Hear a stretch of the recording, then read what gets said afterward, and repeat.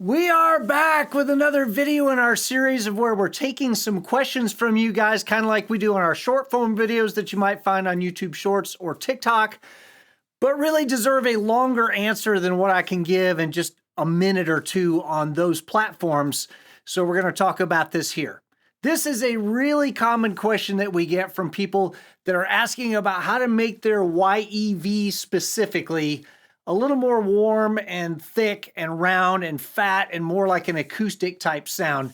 We get that question with some of the other instruments as well, but the YEV is one we get it on a lot. Partly just because we sell more YEVs than anything else and just about everything else put together. It's a super popular instrument for very good reason, but this is a question we get a lot about that instrument. The hardest part about this to answer is that nobody seems to have a good definition of what acoustic sounding means. Every instrument on this wall, I've had one person tell me it's super electric sounding, and I've had another person tell me that very same instrument, oh, that's the most acoustic sounding one in the building. I don't know what you guys are listening for, and I think a lot of people, they don't really know either. I think maybe people have not sat down and really analyzed what is this acoustic type sound that I'm going for. And if you don't know what you're aiming for, you are very unlikely to hit it. One thing we should talk about is that a lot of people tell me, I want an electric violin that sounds like my acoustic sounds under my ear. Have you ever listened to a recording of your voice and thought, oh, surely that is not what I sound like? Well, it is what you sound like to you, but it is not what you sound like to the rest of the world. What you're hearing is a combination of what you're sending out to the world and what's reverberating around in this skull of yours, where there are some hollow spots, like bigger ones for some of us than others. But this skull has a lot of reverberation in those low mid frequencies in that 200 to 500 hertz range. So your voice sounds way deeper and fatter and richer to you than it does to the rest of the world because of bone conduction in this hollow skull. Guess what instrument is touching your skull when you're playing it, and it's sending vibrations into your head that resonate for you. Have you ever listened back to your violin recording and gone, no, that's not nearly what it sounds like under my ear? That's right, because you're the only one hearing those reverberations inside your skull. That bone conduction is making your violin sound warmer and fuller and fatter to you than it sounds to anybody else. One of the smartest things we can do is to record our acoustic violin with a mic in a room, record our electric violin into an interface, and then listen to those two signals and look at them on a spectrograph to see what does our frequency response look like. What am I hearing with my ears? I can see it with my eyes, and that's going to help us make a better comparison from one instrument to the other. Now, this might ruffle a few feathers, but one of the first things I'm going to talk about here is technique. Let's not start with knobs and buttons and switches and all that kind of stuff. Let's start with the controls that you have on your acoustic violin.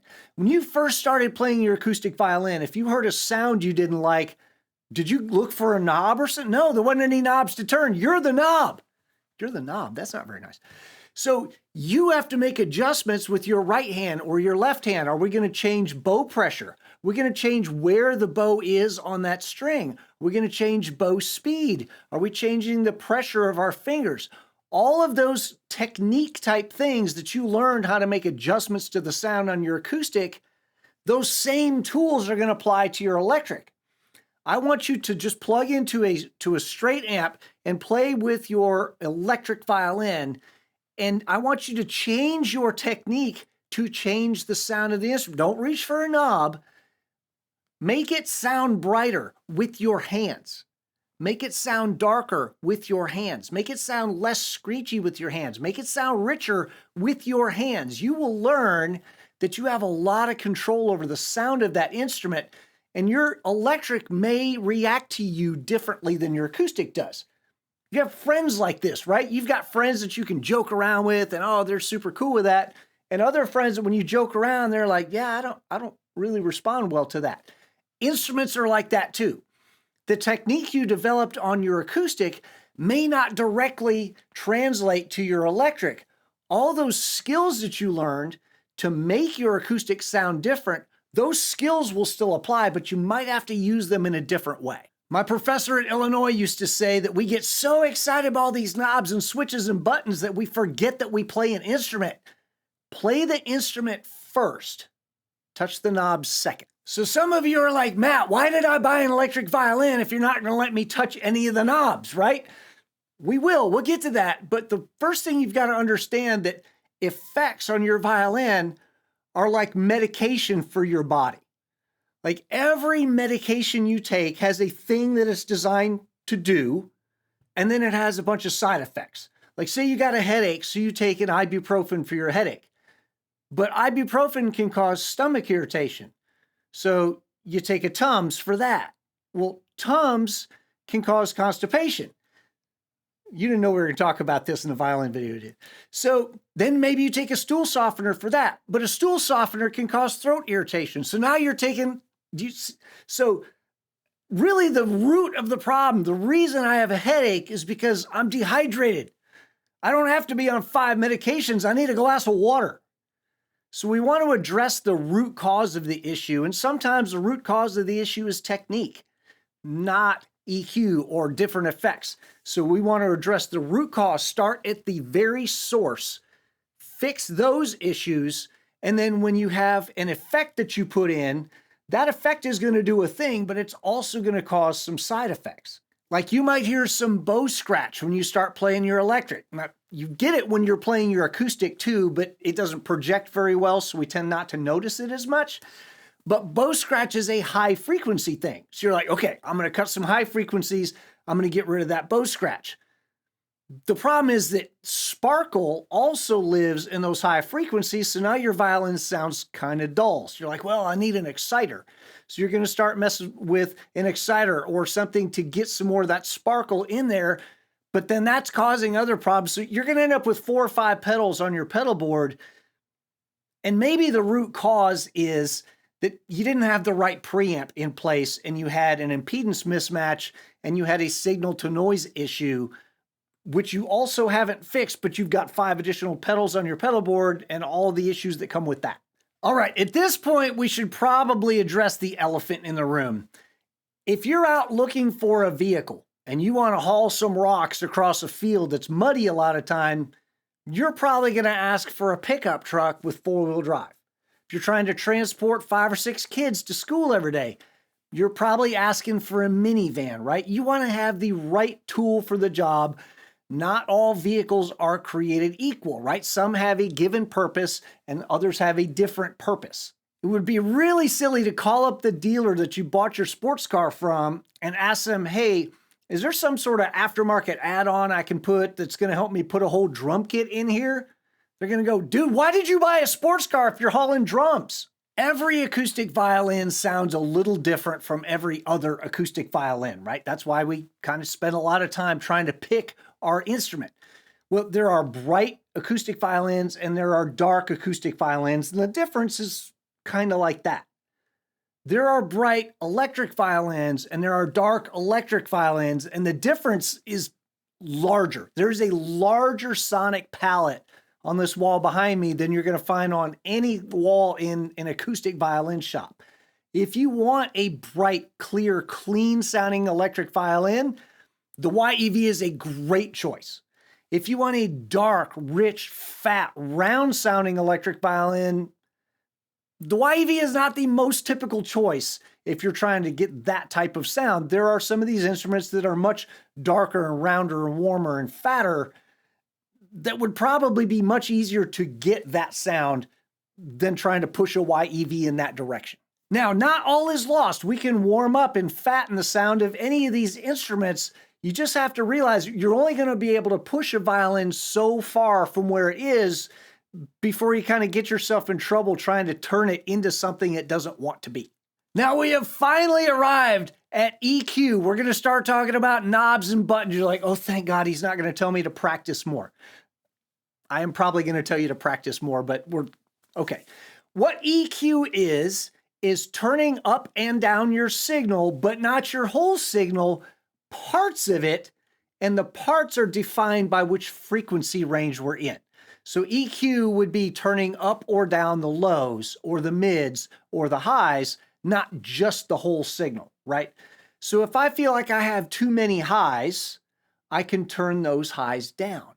If I feel like I don't have enough mids, I can turn those mids up, or I could turn down the highs and lows, which are going to give me comparatively more mids, okay?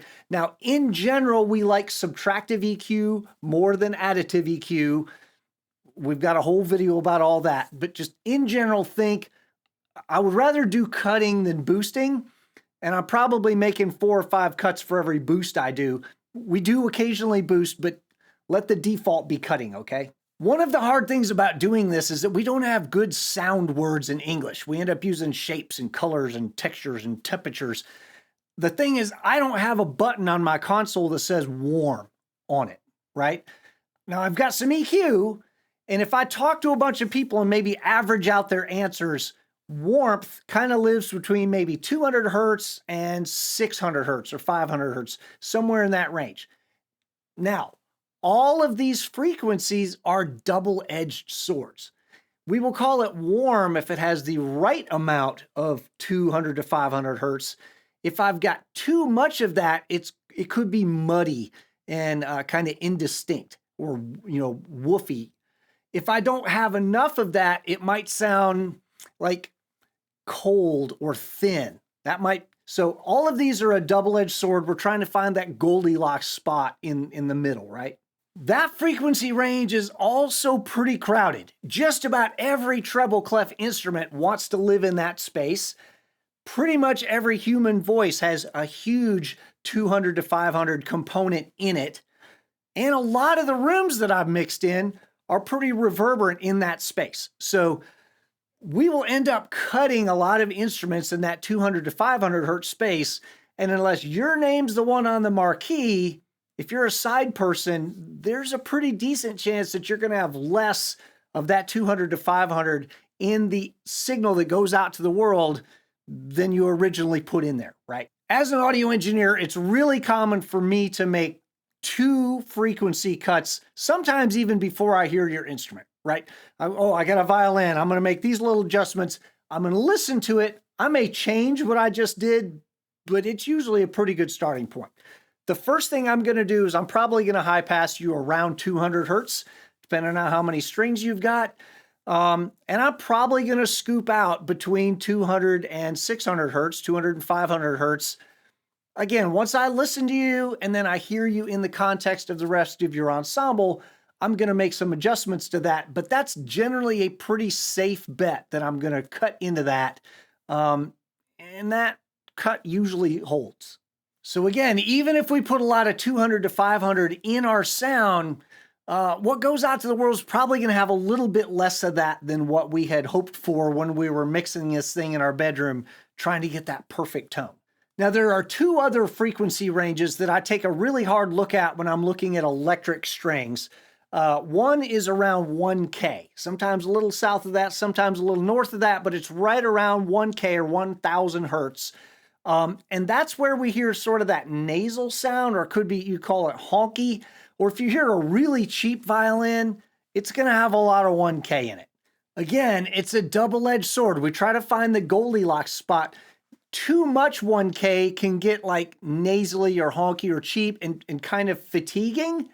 Not enough 1K you're going to lose intelligibility and you're going to lose impact in the sound. The other frequency range that I really look at with electric violins is kind of that 4K to 6K range. Now, we hear a lot about piezo quack that can be in that 3 to 4K range. And I do find that to be a little bit of an issue. Believe it or not, sometimes I will boost an electric violin in that 4 to 6K range if I'm trying to make it sound more like an acoustic violin.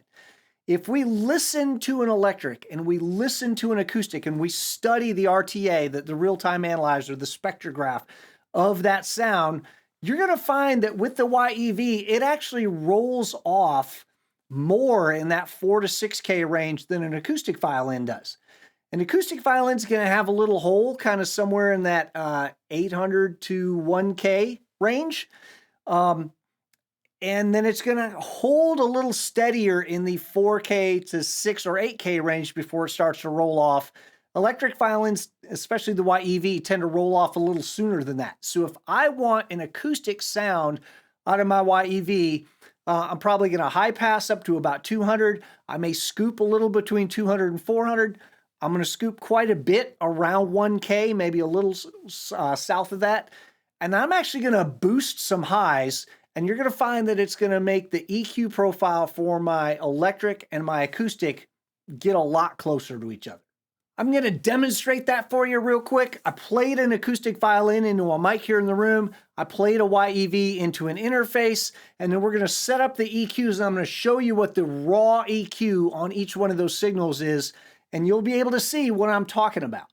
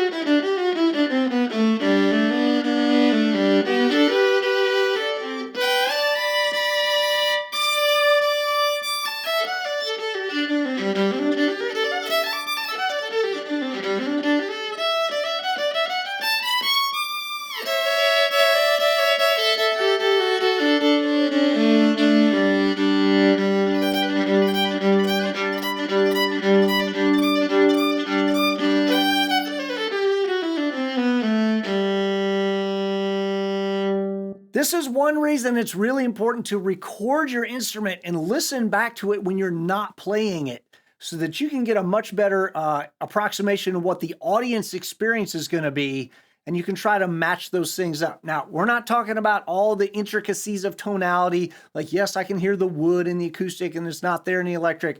Right now, we're just talking about trying to get the EQ profile roughly the same between those two instruments.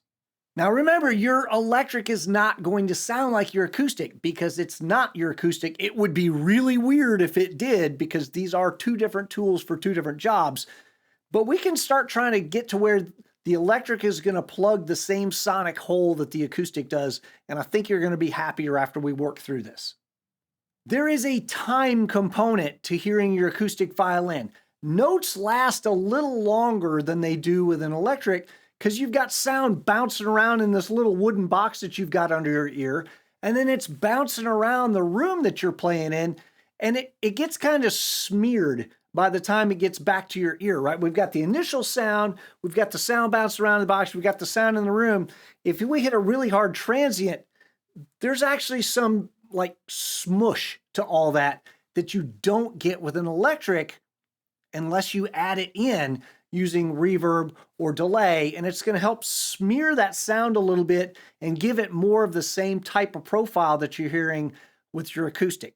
Now, Again, double-edged sword. If there's not enough reverb or delay, it's going to sound super dry, super direct, super close. It's going to sound like it's, wow, that's right in my face. If you put too much reverb or too much delay on there, it's going to sound like you're in a well. And it won't have any intelligibility, or it won't have any distinctness to it. It's going to sound like you're buried in the bottom of a barrel. Now, there's one last little thing we're going to get to, and I do want you to get to this last, okay? And it is called impulse response technology. We've done videos on this talking about what all this is and how you get it. But when you listen to your acoustic violin, there's a woodiness, there's a sort of a wooden boxy, there's an organicness there that there's not with your electric.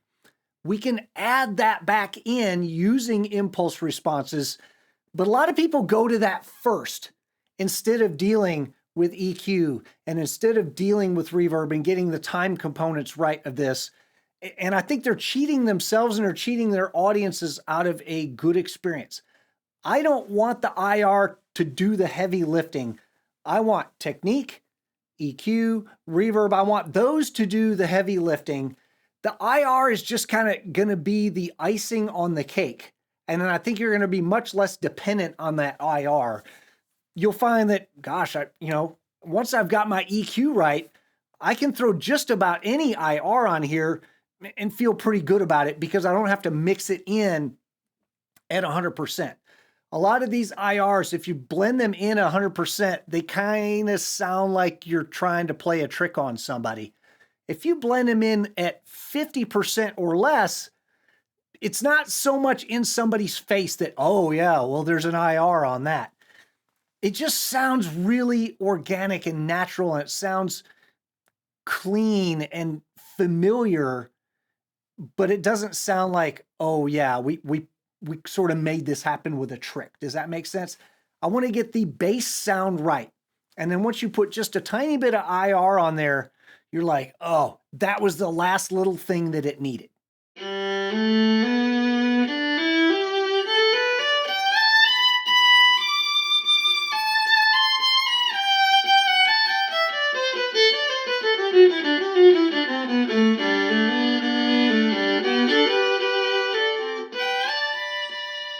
Now, there are a few more little tricks that we could have up our sleeve. We can use some saturation. We can use a little bit of distortion. We can use speaker modeling. We can do all those types of things to kind of tweak the sound of the instrument a little bit. I think your biggest tools, though, to get your YEV sounding more like your acoustic violin: technique, EQ, reverb and delay, and IR. I think that's going to get you probably 98% of the way there most of the time. If you've kind of gone through those exercises and gone, yeah, I'm not able to twist this thing as far as I really want to twist it, it might be time to start talking about a different instrument. But there is a reason that the YEV is the top selling instrument we have. It's a great instrument. I think without a tremendous amount of work, just kind of understanding some of these basic concepts, you can get your YEV to where you want it to sound. Again, if it's still pretty far away from where you want, it's probably time to give us a call and talk about one of these other instruments.